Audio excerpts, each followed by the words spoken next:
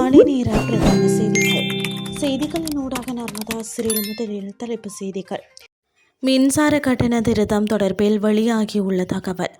சிறுவர்களுக்கு சமூக வலைதள தடை தீவிர கவனத்தில் அரசாங்கம். மீண்டும் ஆட்டத்தை காட்டத் தொடங்கிய அமெரிக்கா ஈரான் ஜனாதிபதி பகிரங்கம். இனி விரிவான செய்திகள். 2026 ஆண்டுக்கான முன்மொழியப்பட்ட விசேட மின்சார கட்டண திருத்தம் குறித்த பொதுமக்களின் கருத்துக்களை கேட்டறியும் அமர்வு இன்று நடைபெற உள்ளதாக இலங்கை பொது பயன்பாடுகள் ஆணைக்குழு தெரிவித்துள்ளது.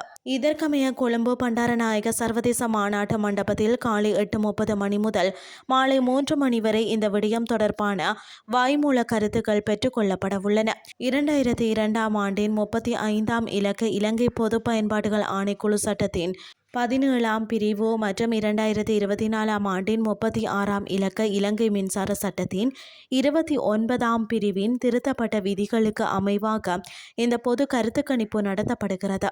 தேசிய அமைப்பு இயக்குநரகம் இந்த ஆண்டின் 2வது மற்றும் 3வது காலாண்டுக்காக இந்த விசேட மின்சார கட்டண திருத்தத்தை முன்மொழிந்துள்ளமை குறிப்பிடத்தக்கது. சிறுவர்கள் டிஜிட்டல் சாதனங்களை பயன்படுத்துவது மற்றும் சமூக வலைதளங்களை அணுகுவது தொடர்பாக கடுமையான கட்டுப்பாடுகளை விதிக்க அரசாங்கம் ஆலோசித்து வருவதாக மகளிர் மற்றும் சிறுவர் விவகார அமைச்சர் சரோஜா சாவத்ரி போல்ராஜ் தெரிவித்துள்ளார். மேற்பார்வையின்றி டிஜிட்டல் சாதனங்களை பயன்படுத்துவதால் சிறுவர்கள் சுரண்டப்படுதல், அதற்கு அடிமையாதல் மற்றும் நடத்தை ரீதியான சிக்கல்களை அதிகரித்துள்ளதை சுட்டிக்காட்டி அவர் இதனை கூறியுள்ளார்.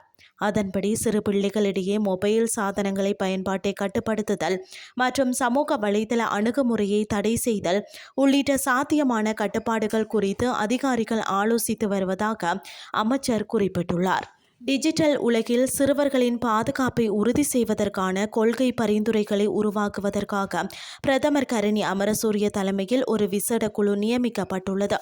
5 வயதுக்கு உட்பட்ட சிறுவர்கள் டிஜிட்டல் திரைகளை பயன்படுத்துவதை தவிர்க்கவும், 12 வயதுக்கு உட்பட்டவர்கள் சமூக வலைதளங்களை பயன்படுத்துவதை தடை செய்யவும் தற்போது பரிந்துரைகள் முன்வைக்கப்பட்டுள்ளன. டிஜிட்டல் தொழில்நுட்பத்துடன் தொடர்புடைய அதிகரித்து வரும் அபாயங்களுக்கு பதிலளிக்கவும், சிறுவர்களுக்கு பாதுகாப்பான சூழலை உறுதி செய்யவும் இந்த நடவடிக்கைகள் பரிசீலிக்கப்படுவதாக அமைச்சர் சரோஜா சுட்டிக்காட்டியுள்ளமை குறிப்பிடத்தக்கது.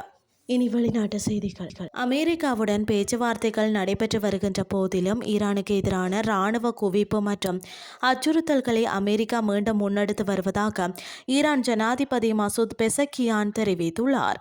அமெரிக்கா தனது அதிகபட்ச அழுத்தம் கொடுக்கும் கொள்கையை இப்போதும் பின்பற்றுவதாகவும், ஈரானை பேச்சுவார்த்தை மேசைக்கு கொண்டு வந்த தனது ஒருதலைப்பட்சமான கோரிக்கைகளுக்கு பணிய வைக்க அமெரிக்கா விரும்புவதாகவும் அவர் கூறியுள்ளார்.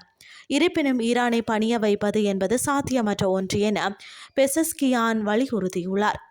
அமெரிக்கா மற்றும் ஈரானிய அதிகாரிகள் இதற்கு முன்னர் ஒருமுறை நேருக்கு நேர் அமைதி பேச்சுவார்த்தையில் ஈடுபட்டிருந்தாலும் அடுத்த கட்ட சந்திப்புகளை நடத்துவதற்கான முயற்சிகள் தோல்வியடைந்துள்ளன.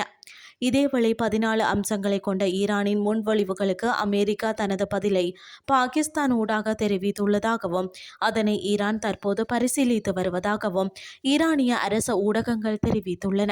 எனினும் அந்த பதிலின் விவரங்கள் குறித்து இரு தரப்பினரும் எதனையும் வெளிப்படுத்தவில்லை என்பதும் குறிப்பிடத்தக்கது. இத்துடன் செய்திகள் யாவும் நிறைவடைகின்றது. அடுத்த காலை 8:30 எதிர்பாருங்கள். நன்றி.